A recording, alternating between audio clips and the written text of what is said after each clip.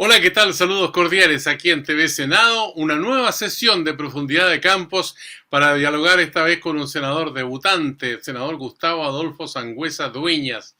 ¿Cómo está, senador? Muy bien, Sergio, encantado de estar en este programa del Senado y poder compartir y disponible aquí Bueno, a todas las preguntas. oye, con su apellido Dueñas me hizo recordar a un periodista del mundo del deporte, Abraham Dueñas. Usted seguramente Hablando. lo ha ubicado alguna vez, ¿son parientes o no? No sé si somos parientes, pero el nombre obviamente conocido, sobre todo a los que nos gusta el deporte y en especial el fútbol. Bueno, y a usted que le gusta Ñublense, que va con los hijos al estadio y todo eso, este Ñublense que da sorpresa, ¿ah? Hasta el más pintado le marca goles, lo derrota, Colo-Colo, la U, han vivido esa experiencia, ¿no? Y el último fue Católica ahí, que fue 4-0 acá en el Nelson Oyarzún. Bueno, hay una tradición familiar. Mi papá fue dirigente de Ñublense y siempre nos llevaba al estadio y podíamos disfrutar. Yo soy de los que va siempre al estadio. Ñublense estuvo en alguna etapa a punto de bajar a cuarta división. Habíamos 300 y tantas personas en el estadio y ahí estuvimos a 15 minutos de que hubiese cambiado la historia, pero afortunadamente nos salvamos y permitió que el club después haya tenido, y en el último tiempo que se ha mantenido en la primera A, para nosotros es súper importante. Siempre con la Jugamos al camiseta, fútbol. ¿Ah? siempre con la camiseta de Ñublense, en los tiempos de estudiante, cuando estudiaba ingeniería comercial. Usted estudió en la Universidad del Biobío, ¿no? Así es, primero contador auditor y después ingeniería comercial. Ya, ahí en ese tiempo también practicaba usted deporte o es un espectador nomás. No, no, yo tengo, algunos nacimos para poder aplaudir y hay dos cosas en las que yo tengo que aplaudir, en el deporte y en el baile. Así que ahí siempre estamos en la parte de la barra. Usted forma parte en el Senado de varias comisiones de educación, de derechos humanos, mujer y equidad de género y también de ética. ¿Cómo lo han recibido sus colegas del Senado, los que ya estaban en la Cámara Alta, bueno, y los que lo acompañan a usted como los nuevos parlamentarios en esta instancia? Y se da además la coyuntura de que varios que estábamos en la Cámara de Diputados pasamos al Senado. Conmigo pasó Javier Macaya, Sergio Gaona, Enrique Fanzenberger. Entonces, también hay, digamos, cierto grado de conocimiento ya más importante y también desde otras bancadas también pasaron desde la Cámara de Diputados al Senado y eso hace que el diálogo sea mucho más fluido. Y a eso se suma que yo creo que hay un cambio bastante radical entre el día a día de la Cámara de Diputados versus el del Senado. En el Senado yo he sentido que hay un espíritu más republicano de escucharte. Yo digo, son más duros en sus posiciones, pero existe un respeto, el diálogo está por sobre todas las cosas. En la forma en que se dicen las cosas también yo creo que es importante, porque a veces no solamente basta el contenido, sino que cómo se expresa. Y en eso creo que el Senado ha sido muy acogedor para todos los que ingresamos ahora en marzo y esperamos poder contribuir a lo que se viene, independiente de lo que pase el 4 de septiembre, ahí vamos a tener más o menos pega por más tiempo o por menos tiempo, pero indudablemente que tenemos que hacer un aporte ahí desde el Senado. Ya vamos a hablar del plebiscito, pero ¿con la integración de comisiones quedó contento o piensa que en realidad podría haber sido otra la instancia de participación? Se da primero, yo era parte de la Comisión de Educación en la Cámara de Diputados. En el fondo seguimos realizando esa labor. También me tocó estar en la Comisión de Derechos Humanos, porque los derechos humanos es algo que tenemos que proteger como sociedad y en eso tenemos que ayudar todos y cooperar todos en la defensa irrestricta de los derechos humanos siempre, dependiente, porque a veces se cae en la utilización y eso yo creo que es un error. Por eso a mí me interesa estar ahí, ser parte de esa discusión para que como sociedad logremos avanzar en un tema que es relevante, no solamente en nuestro país, sino que a nivel internacional también, donde tenemos que tener posturas claras en el rechazo a la violación de los derechos humanos. Y también me Bueno, tocó, sí, también diga me tocó nomás. ser parte, soy el primer integrante masculino dentro de la Comisión de Mujer y de Equidad de Género, y creo que desde mi partido, desde la UDI, hay una visión donde tenemos que ser actores relevantes en la discusión que tenemos hoy en día. Hay cambios culturales que tenemos que promover en nuestro país como sociedad, y eso tenemos que ser partícipes todos. Aquí no sacamos nada con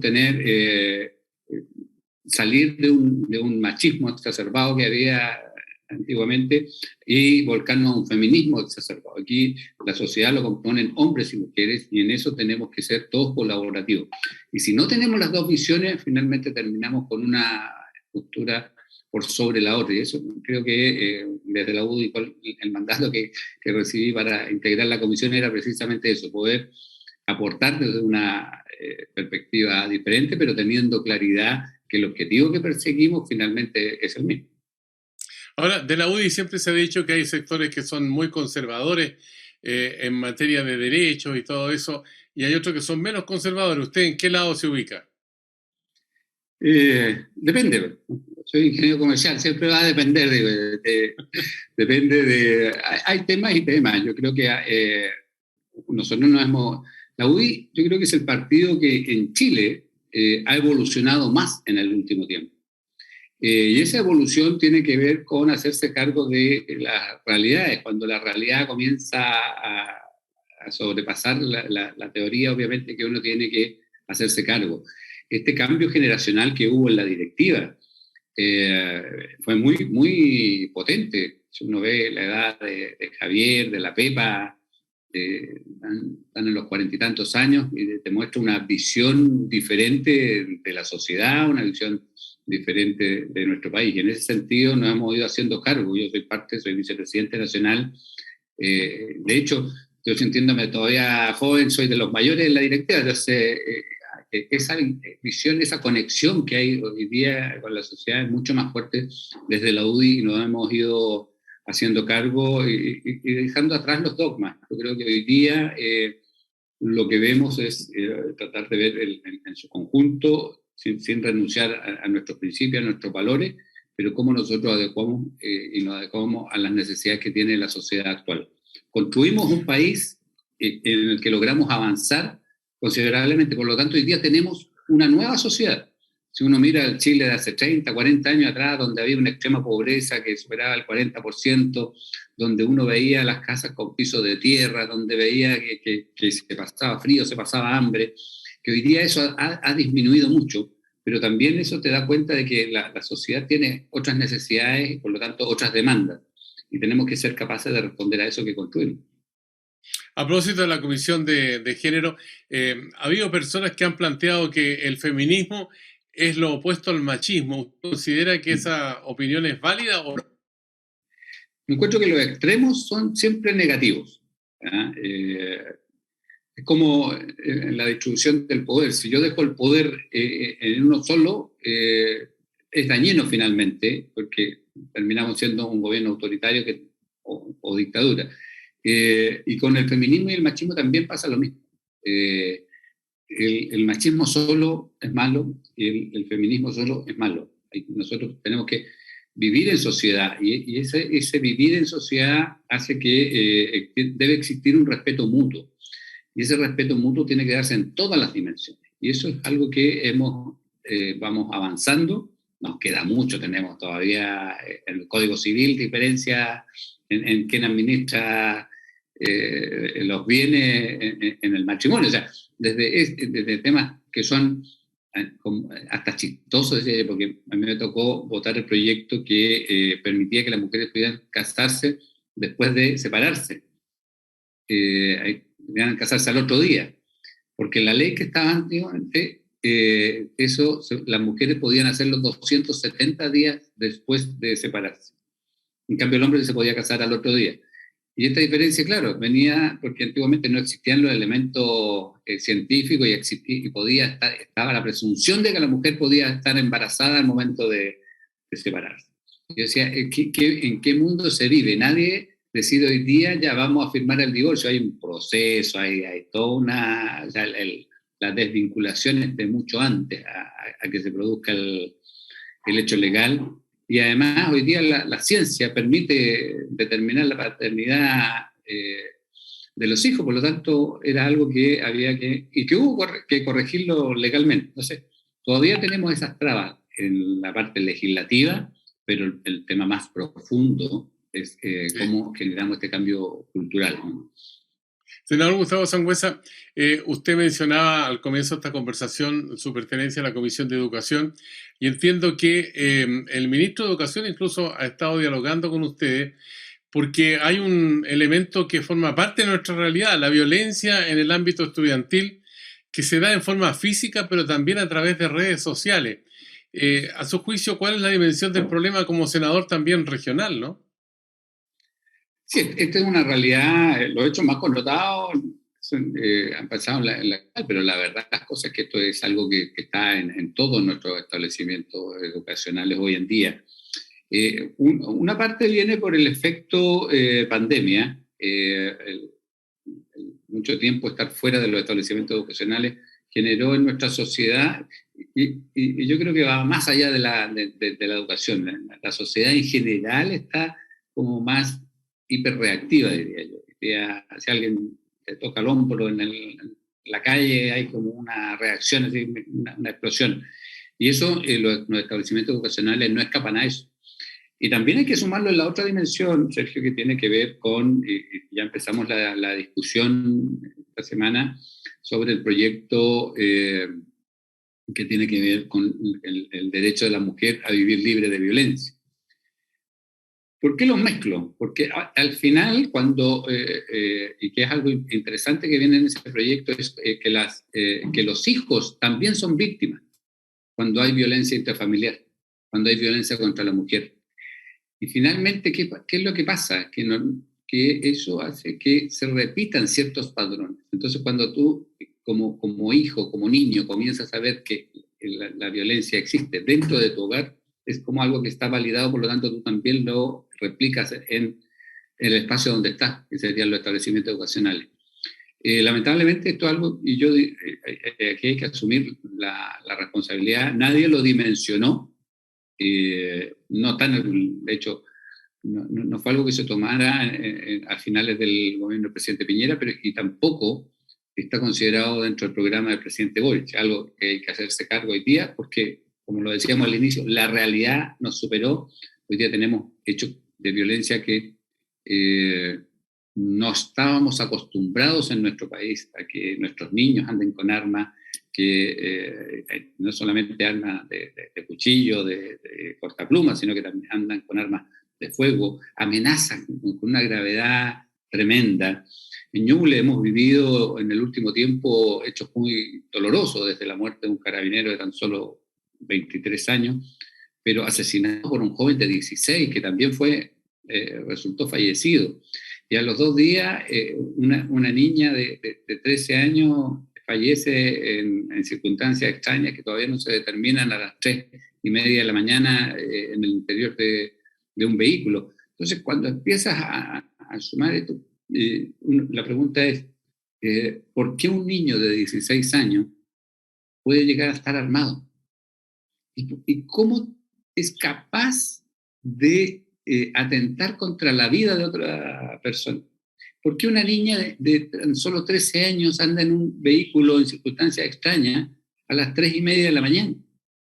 Entonces, tenemos que hacernos cargo como sociedad en un todo, y los establecimientos educacionales y también los que somos padres tenemos una tremenda responsabilidad en ese sentido, y tenemos que comenzar a trabajar y lograr dimensionar lo que estamos viviendo, porque yo creo que todavía hay como cierto escepticismo, que esto no es responsabilidad de cada establecimiento educacional, tenemos que establecer políticas públicas desde el ministerio con los programas que estaban de violencia al interior de los establecimientos educacionales, como nosotros esto lo fortalecemos, que sean equipos multidisciplinarios, que nos hagamos cargo. O sea, aquí algo está pasando al interior de los establecimientos educacionales que no estamos trabajando adecuadamente. Digo, no estamos trabajando adecuadamente porque es un tema de sociedad, no es un tema del gobierno de turno, es un tema del Estado, donde si no tomamos los resguardos necesarios y tomamos medidas que nos permitan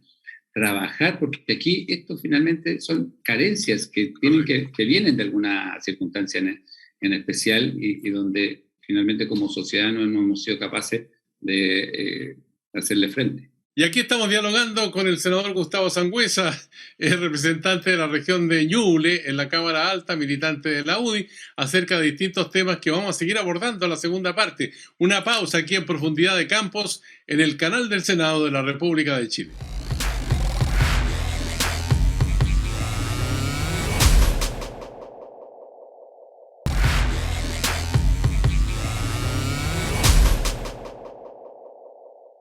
Ya estamos de vuelta aquí en Profundidad de Campos en el canal del Senado para seguir dialogando con el senador Gustavo Sangüesa de la región de Ñuble, militante de la UDI. Senador, la modificación en las pruebas de medición en el Senado se ha estado discutiendo también. Hay problemas con los servicios locales, los trabajadores están en una situación dramática ya que un número importante de ellos han sido incluso despedidos por el traspaso. ¿Cuál es el estado de esa situación y qué le ha planteado usted concretamente al ministro Ávila? Es bastante dramático. Primero, voy a tomar el tema de los SLEP, los servicios locales de educación pública, que en el fondo desde un inicio han tenido problemas en su implementación. Y eso es sabido, están los análisis, está hecho, pero nadie ha hecho nada para poder corregirlo. El ministro se comprometió a poder realizar ciertas modificaciones, propuestas que tendrían que llegar al Senado en su minuto. Estamos a la espera de eso. De hecho, ya suspendí, estaban para el próximo año, porque no sacamos nada con seguir avanzando en algo que se está haciendo mal. Y se está haciendo mal desde el inicio, entonces creo que es el minuto de poder corregir. Ahí también está el caso dramático, y aquí solidarizar con todos los trabajadores de los DAE. Porque Sergio, es súper frustrante para una persona que ha trabajado por muchos años, que ha dado lo mejor de sí, que se perfeccionó, que hace su labor adecuadamente, que sin ninguna evaluación por ley, porque quedaron fuera en la ley matriz, se finiquiten. Entonces, finiquitar a personas hoy día, cuando hay una crisis post-pandemia, además una crisis económica producto de la guerra a nivel mundial, todos los efectos que esto trae en la empleabilidad y sobre todo en las comunas más pequeñas.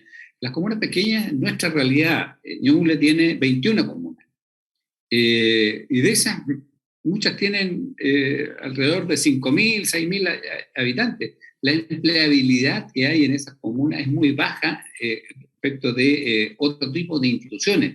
El principal empleador finalmente termina siendo el municipio. Entonces, es lanzarlos a la calle sin tener ninguna responsabilidad. Es más, hicieron bien su pega, la gran mayoría de ellos. Entonces, uno dice, es injusto y es injusto. Estamos trabajando para que desde el ministerio se puedan tomar algunas medidas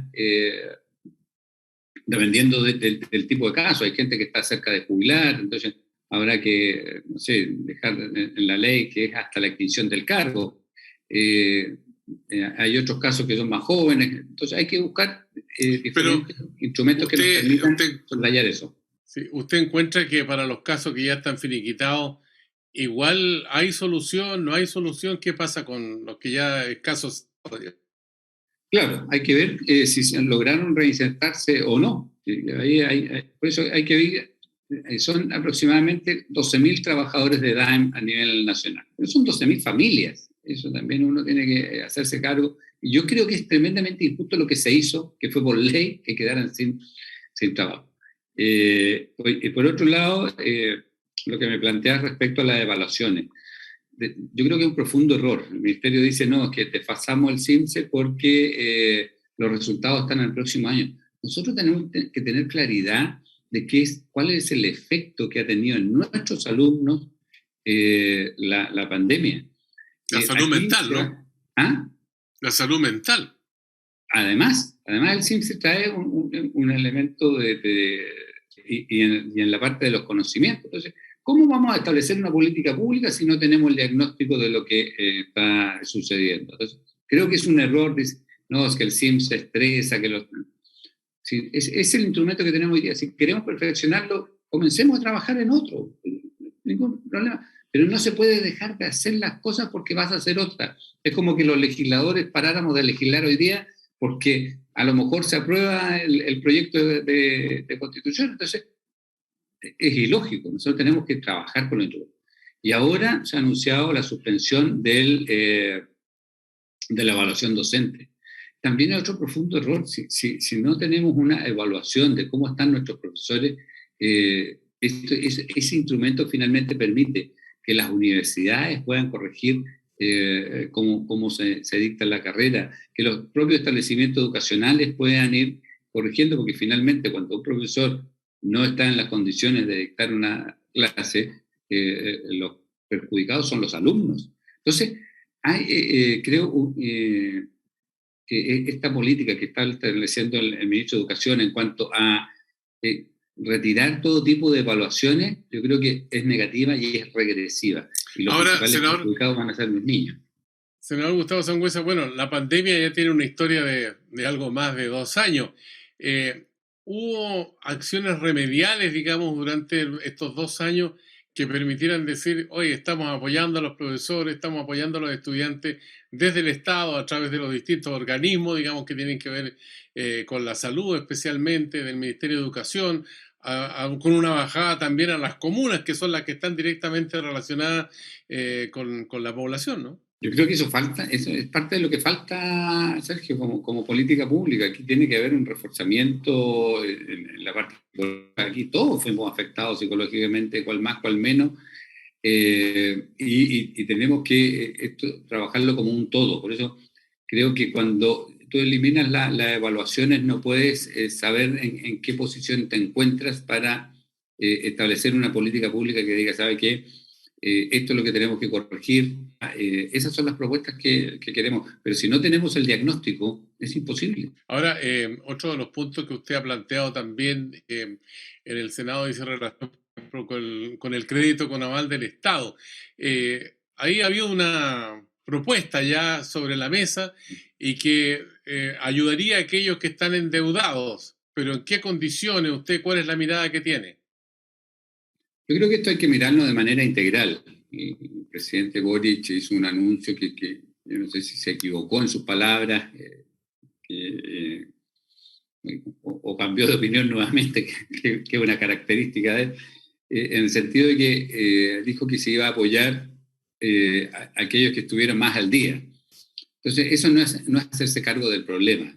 Nosotros no queremos que esto sea una medida parche para decir, nosotros hicimos algo como gobierno respecto a los deudores del CAE. No queremos una medida parche. Aquí hay que mirarlo de manera integral, tanto en aquellos que pagaron al día, como también aquellos que están profundamente atrasados.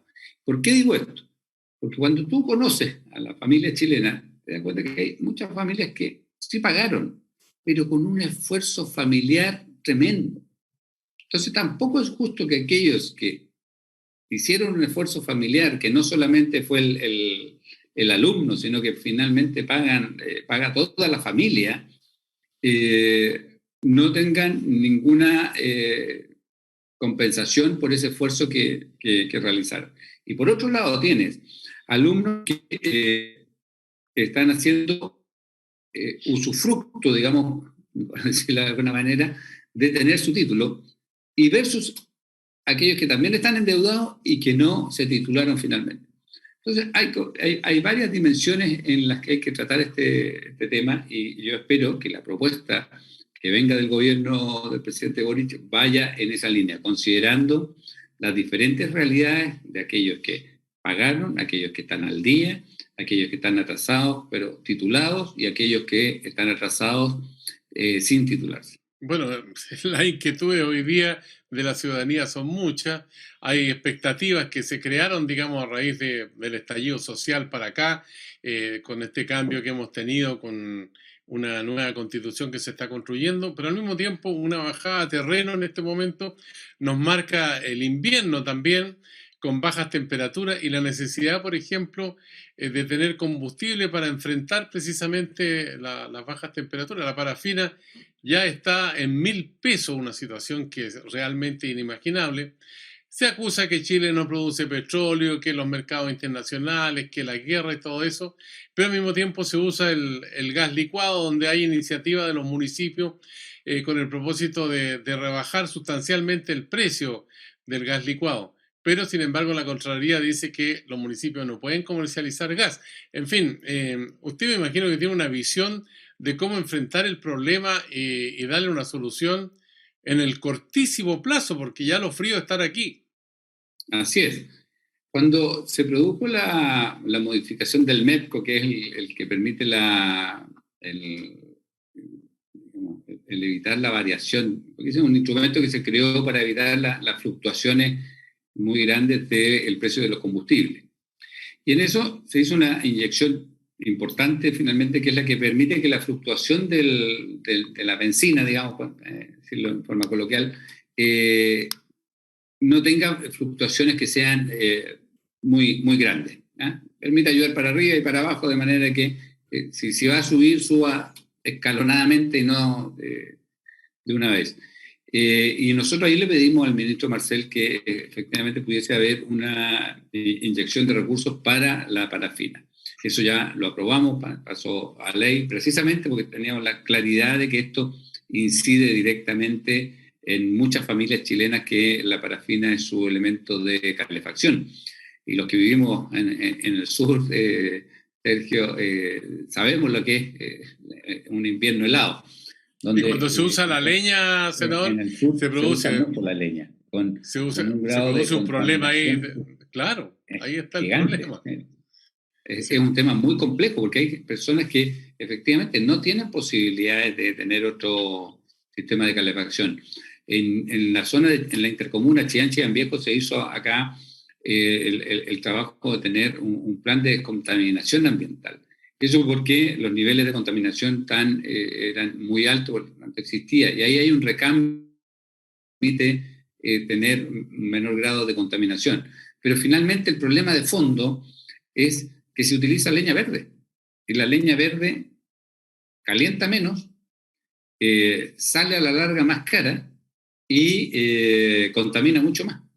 Entonces, ahí hay un problema bastante grande que desde Rancagua hasta el sur es gigantesco, porque uno aquí cuando sale en la tarde queda la ropa queda pasadita a humo al retorno de la casa, y eso es parte de una realidad, porque también hay un tema cultural. Entonces, hay que construir algo que tiene que ver con la matriz energética, donde podamos como país tener cierto incentivo, a lo mejor desde la construcción de viviendas sociales con aire acondicionado, que te permiten muchas veces que salga más barato el consumo de calefacción.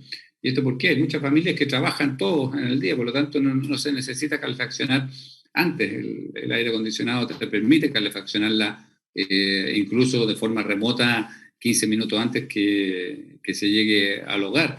Entonces, hay que ir trabajando con la utilización de otros tipos de energía, de manera de poder tener viviendas que sean energéticamente mucho más eficientes. Y eso tiene que ver con cómo se construye.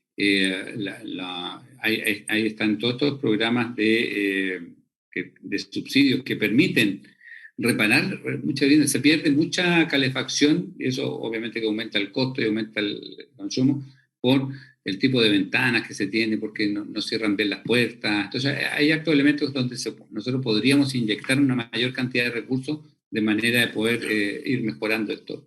Senador Gustavo Sangüesa, se nos termina el tiempo, pero no puedo dejar de abordar dos temas que me parece que son fundamentales.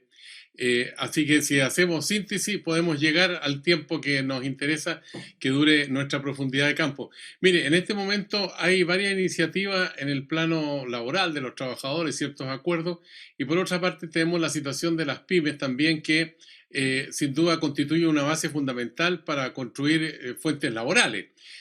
Dan prácticamente el 80% del trabajo en nuestro país. Entonces, ¿de qué manera hay que abordar estos temas? Si usted está de acuerdo con las 40 horas, con el salario mínimo, si a las pymes hay que hacer una inyección fuerte, en el caso de Ñuble, por ejemplo, los emprendedores están ahí con el agua al cuello. Cuéntenos un poco de eso, si puede, para luego hablar de la convención, que nos interesa también que tenga usted un par de líneas para decirnos cuál es la mirada que tiene. Partamos por lo primero. Sí, Chile no tiene una adecuada estructura de apoyo efectivamente a las pymes. Aquí de repente tienen demasiados requisitos, las pymes necesitan... Yo vengo de familia comerciante, a veces siempre hablo con la camiseta puesta, necesitamos en el fondo muchas veces inyección de capital. Y eso es algo que se comprobó ahora durante la pandemia, donde se inyectó capital, porque muchos comercios finalmente no tenían... O sea, tenían los restaurantes, por ejemplo, después de 6 meses tenían todos sus productos vencidos, por lo tanto lo que necesitaban era capital para comprar las materias primas para el primer día de funcionamiento. Y ahí yo creo que hace falta una política de Estado más potente, más sólida, más permanente. Muchas veces a mí me incomoda siempre el tema del sueldo mínimo, en el sentido de que siempre se habla de una cifra, pero esa cifra tiene que tener un sustento. Porque finalmente lo que provoca es que nos quedamos en el número, pero ese número tiene que significar algo, porque Pero cuando el apoyo del Estado, por ejemplo, y que podría obtener recursos con la reforma tributaria que se anuncia. de todas maneras, nosotros tenemos que ir un poco más allá, lo que está ofreciendo el gobierno, que es un bono de más o menos 22.000. Yo creo que hay espacio para subirlo un poco más, de manera de que... porque a las pymes se les está... Mira, por un lado, si hay reforma de pensiones, se les va a aumentar la cotización, porque van a tener que aportar a la cotización de los trabajadores. Por otro lado, le estoy subiendo el sueldo mínimo. Y por otro lado, le voy a disminuir las horas de trabajo, por lo tanto necesitan más personal. O sea, le estoy aumentando los costos por todos lados. Y uno tiene que saber, y esto la ciudadanía muchas veces no lo dimensiona, los costos los paga el consumidor final. Entonces, de repente es falso y es como ilusorio cuando tú lo mínimo a tal cantidad, pero al final es como que te están echando plata por un bolsillo y te está saliendo por el otro, porque eso significa, a la larga o a la corta, aumento en los precios, porque así se determinan los precios finalmente en cada producto que se vende. Entonces, dejémoslo ahí para que podamos hablar de la convención. Sí, ¿usted va a votar apruebo o rechazo? No puedo emitir la opinión todavía porque tengo cargo como vicepresidente de mi partido y nosotros tenemos un compromiso interno, principalmente que lo tenemos con nuestros convencionales. Como partido no podemos manifestarnos antes cuando hay un trabajo que están haciendo los convencionales, como decirles no sigan trabajando o si ya tomé la decisión. Entonces, creo que ahí uno tiene que tener el respeto necesario a aquellos que han estado defendiendo nuestras ideas dentro de la convención. Ahora, yo creo que en general, como país, tenemos una profunda desilusión de lo que pasó, lo que ha pasado en estos meses, en cómo se ha ido desarrollando el trabajo, esta confrontación permanente. Creo que no ha contribuido finalmente a tener un ambiente como país que esté más en calma después de lo que nos pasó después del 18 de octubre. Llegamos al final de Profundidad de Campo, senador, y el productor general me dijo, aprovecha en la parte final del programa de encargarle al senador Gustavo Sangüesa por lo menos un par de tortas, porque la familia las produce, son las mejores de la región de Ñuble y quizás del país. Es tan así, ¿o no? Bueno, tienen una fama, yo siempre me acuerdo que Joaquín Lavín en su segunda carrera presidencial, le preguntaron en un canal nacional, porque sabía que él siempre tomaba cortado, y le preguntaron dónde se tomaba el mejor cortado Chile, y él dijo en Chillán, en la pastelería La Abuelita, un cortado con un trozo de torta milhoja. Entonces, ¿esa es la abuelita suya? La Abuelita, el nombre, o sea, es un negocio que en algún minuto fundamos con mi mamá, y el nombre era en honor a mi abuelita, porque mi abuelita era la señora que hacía torta en su casa, que nunca se formalizó, nunca hizo ningún trámite ni en impuestos internos, ni en el servicio de salud, pero que tenía su fama y tenía mucha clientela que iba a comprar ahí a la casa. Por lo tanto, nosotros nos criamos comiendo dulce. Nosotros somos 7 hermanos, todos buenos para los dulces. Ya, pues, oye, se nos hace agua a la boca, senador Gustavo Sangüesa, así que deseamos que el negocio siga prosperando ahí, igual que todos los emprendimientos que hay en la región de Ñuble. Le agradecemos la gente en esta jornada aquí en Profundidad de Campos. ¿Ah? Muchas gracias, Sergio. Encantado de esta entrevista. Y pregúntale a tu amigo Miguel Ángel San Martín cómo son las tortas ahí en la abuelita.